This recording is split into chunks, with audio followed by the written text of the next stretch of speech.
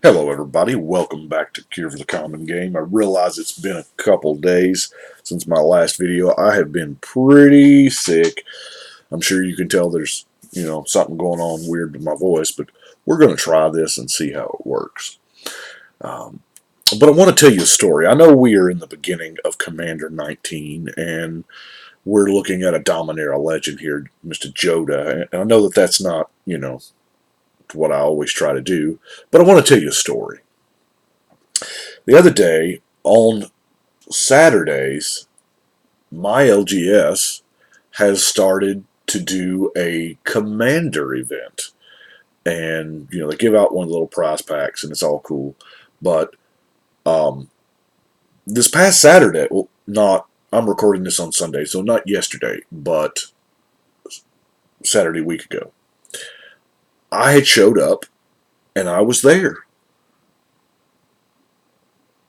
And I didn't bring a deck because I forgot. Can you believe that? Out of all the people not to have a deck, it's me.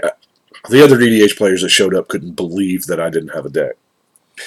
And so I looked in the Magic singles case there, and I saw Jodah, and I said, all right, guys, tell you what, y'all play a game, I will jump in the next game. And they looked at me and said, but you don't have a deck. I said, by then I will.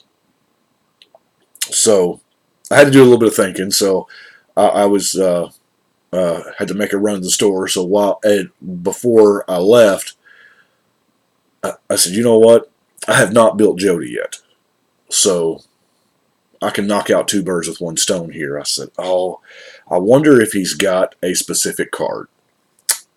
And then I had to step out for just a few minutes. I come back, and a good friend of mine, Gumby, I walk in the door, and he just shows me Celestial Dawn. Now, I've always loved Celestial Dawn. Of course, Jodah lets us pay five or pay all of our spells for Wooburg mana, right? So I said, well, I really want Celestial Dawn to kind of that way. Not only am I cheating cost, I'm cheating color, because coming up with Wooburg in kind of the limited amount of space or of card access that I had, because I was pretty much limited to what was in my LGS's shop for sale. So I said, okay, five color white. Here I go. So Jodah and Celestial Dawn, which were the first two cards, I grabbed a Diabolic Tutor so that I could have effectively a second copy of Celestial Dawn. And I said, well, okay, but now I need some ramp. And I hit, now keep in mind, all total, I think this deck took me 39 minutes to build, because I was done building before that EDH game was completed, and I think $18 is what I have in it. Now, I know on Architect it says it's a little bit more than that, but my LGS sells singles at half TCG, and he has quarter boxes of rares and stuff like that, so I did manage to get quite a value out of it. But here is the ramp portion of what we had. Of course, Llanowar Elves, Elvish Mystic, Gold Mirror, Sky Shroud Elf, Avacyn's Pilgrim. The only three artifacts I have are the Azoria Signet, Simic Signet, and the Colony Gem. Now, Rampant Growth, Harrow, Growth Spasm, Untamed Wilds, and Summer Bloom. And yes, I actually did get to do the Summer Bloom thing where I actually cast it and played 3 lands. Actually, I played 5 lands that turn because somebody had a double meat, double cheese. What is that? Rite of Flourishing, I think is what it's called. I've called it. So, I said, well, from there, from my mana ramp, I said, you know what I need to do? I need to work out a land base. And yeah, we got common and uncommon duels and things, but I want to try to use. I got to represent all 5 colors, but I also want as many of them to actually produce white as possible. So that's why I did stuff like the Vivids, the on-color gates, if I was able to find the tri-lands, even some of the, not so stellar ones. But said I want them to produce something in white. That way, if I get my Dawn, fine. If I don't get my Dawn, fine. But then, I've got like 4 in here that are also non-white. So there's my non-basics. And with that much ramp, I did want to put in, a Black Blade Reforged because that might matter, So let's look at what we're cheating into play. Now, obviously, if we're spending 5 white mana for anything in the game, this could lead to some busted things, yeah. But there again, I was kind of limited to what was in the LGS. Oh yeah, and what was in my wallet. That's a thing too, because it's not like there was, I was going to buy, drop for the Kozileks and the Ulamogs and things like that. So here is what we've got. Now, the 2 Eldrazi, I've got the Hand of Emrakul and Ulamog's Crusher are both just, stellar cards, but when you can pay them for 5 mana, that's kind of not bad. Tidal Kraken, now, I know you're laughing, but if it's just 5, and maybe you've got the Black Blade strapped to it, or maybe you've got an Unflinching Courage strapped to it, who knows? The Primordial I'll put in there. I tried to stay up, I figured 6-7 mana, that's probably where we need to be. Yeah, I mean it's really not bad. Hamlet back Goliath, because this is a fairly decent card anyway, but at 5 mana it gets substantially better because of we're going to be playing large things and everybody else is going to be playing things, and it just got huge quick. Ancient Silverback for 5 mana, and it regenerates. Bokardan Hellkite.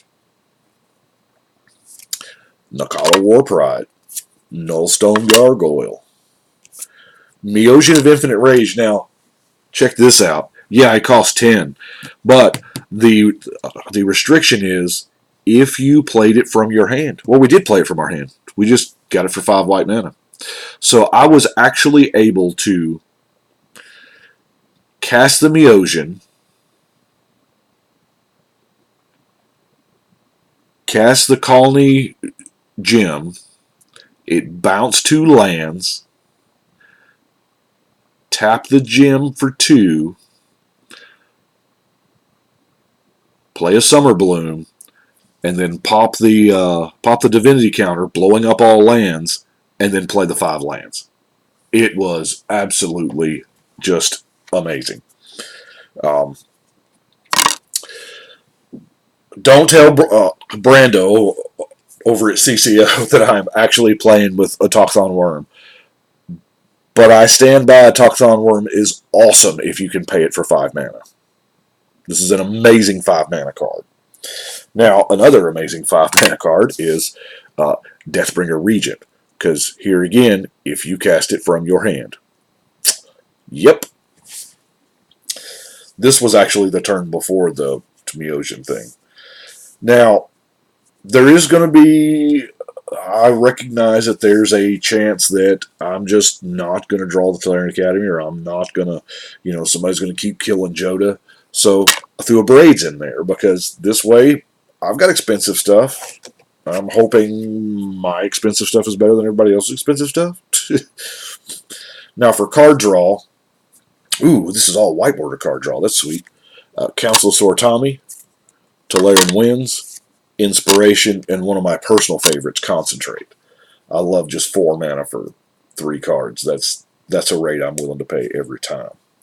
Now, Trailblazer Boots, just a non-basic land walk, it's almost tantamount to unblockable. So, look at this beautiful magic. Celestial Dawn makes all your creatures white. Yes, it's beautiful. Reclaim was as close as I could get to like a regrowth variant. And let's look at some removal, because I jammed it full. Now, as far as counter magic, I have Negate and a counterspell. And by the way, that specific counterspell, worth its weight in gold. I actually had it and countered the Overloaded Rift, which y'all know made my day. Naturalize, as well as the Return to Nature, Disenchant, Mortify. Mortify was actually one of the more expensive cards I had to buy. So is Terminate. Because, I mean, when you're looking at 5-color removal, you're like, well, there's a lot of good 5-color removal that's not, super expensive. Plummet, Pacifism, Shatter, Despark, because I figured, I'll probably see that. We don't have a whole lot of enchantments, so I ran a Tranquility.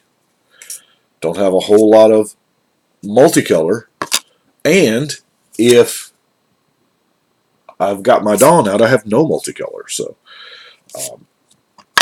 Creeping Mold and Rebuff the Wicked is just a personal favorite. Now, with all of that removal, that did leave me open to what am I going to do about indestructible things? Because I did not have access to Path or Sword or things like that. I was like, what am I going to do? And our last card was how I chose to deal with indestructible. Had a Warp World. Now, I didn't cast it. I did draw it, but I did not cast it simply because at that specific board moment, there was no way I could have come out ahead. I mean, yeah, I could have probably, but the green player to my right had so many permanents, and it would have just catapulted him further ahead, probably trading a lot of his tokens for a lot of, good creatures. So I didn't cast a Warp World. It was an amazing game. It was a 5-player game that I played there at the shop. I did not win. We all lost simultaneously to a 39-point Exsanguinate, which, happens. I'd already blown my counterspell on the Overloaded Rift, so that, I don't know. It's better than winning for me.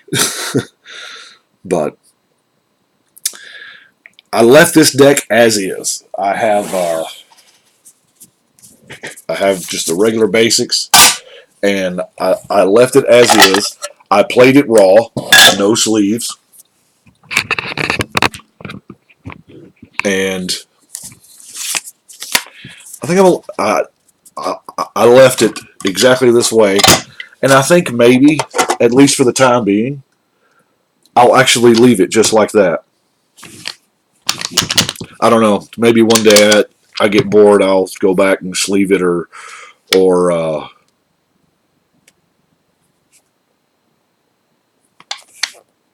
update it, because with the cards I have available to me here in this room, I have no doubt I could probably do it better. But I had never built Jodah because I didn't exactly know what direction I was going to go with it, and I kind of like that, impromptu, and it's also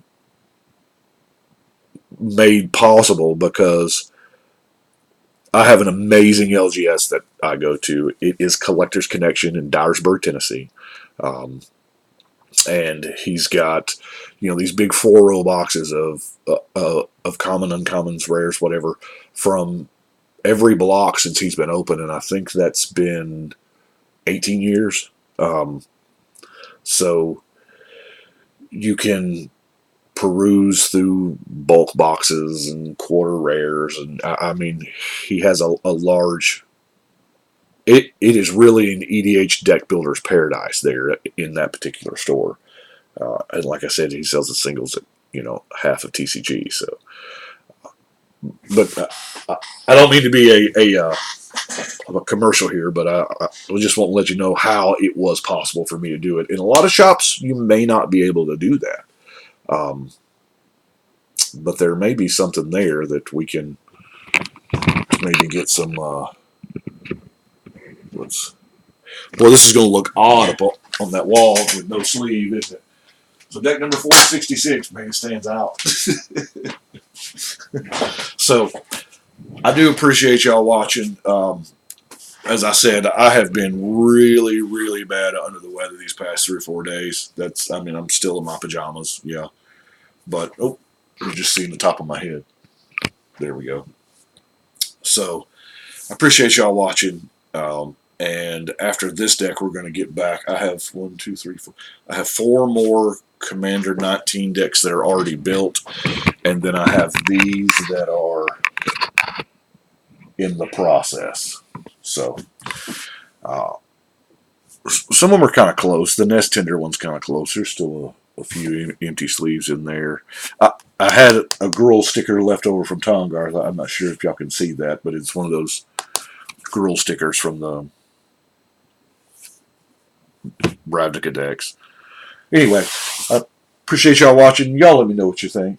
But right now, we're going to shuffle and cut.